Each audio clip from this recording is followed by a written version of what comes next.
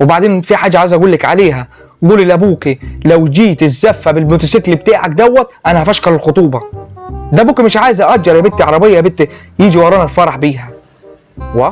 ايوه هدفع 7000 8000 ليه؟ طيب مش حرام عليكي؟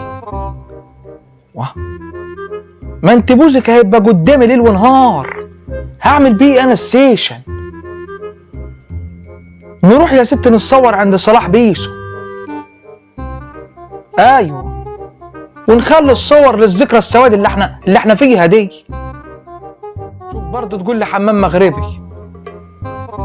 يا بنتي انت عايزه تكلفيني ليه يا بنتي؟ حرام عليكي، ده انا لما بروح عندك يا بنتي انت بتبقى حاطه جاز في شعرك مش عايزه اتكلم انا، ده انا بتخنق من ريحه شعرك. حمام مغربي ايه اللي انت عايزه تعمليه؟ مش عايزه ليه تعيش عيشه اهلك؟ طيب يعني بذمتك يا شيخه انت عايزه تشتري الفستان ليه؟ هتعملي بايه الفستان لما تشتريه؟ طب ما نأجر يا بنتي زي الناس ما بتأجر يا بنتي، هتلبسيه يا بنتي ونغور في داهية الفستان للناس.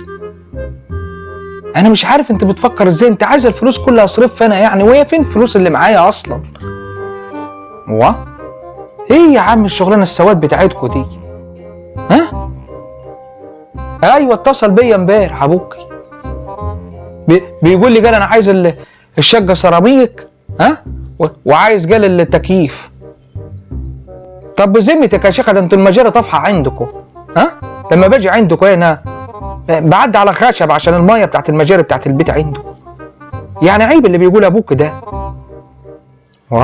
تكييف قال ده انا باجي اقعد عندكم بتشغلوا لي المروحه ام دراع دي بتطلع لي لهيب وانا قاعد. مش عارف انا مش عايشين عيشه اهلكم ليه بس. ده حتى امك بتتصل بيا امبارح بتقول لي قال ما تنساش قال اوضه الاطفال. طب بذمتك يا شيخ ابوك لما اتجوز امك كان في اوضه اطفال؟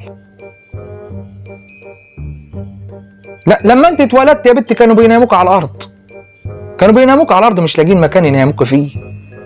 ليه يعني ده كله ليه؟ ما تحسوا بينا شويه، خلي ابوك وامك يحسوا بالشباب شويه، عيب اللي بيعملوه ده. وبعدين قولي لابوك انسى موضوع الحنفيه التاتش اللي بيقول عليها دي.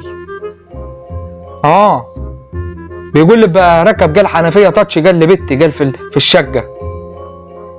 طب بذمتك انتوا عندكم حنفيه تاتش في البيت؟ ده انا مره كنت عندكم لقيت ابوك بيفتح الحنفيه بالزراديه. ليه كده بس ليه؟ ايه يا بنتي؟ طيب لو نبدا طيب واحده واحده مع بعضينا يا بنتي وكل حاجه هتيجي. يعني ابوك وامك لما اتجوزوا جابوا كل حاجه؟ عايز افهم انا بس. ما تعصبينيش يا شيخه. لا قولي لابوك وامك احمد مش هيجيب حاجه من اللي انتوا قلتوا عليها دي كلها.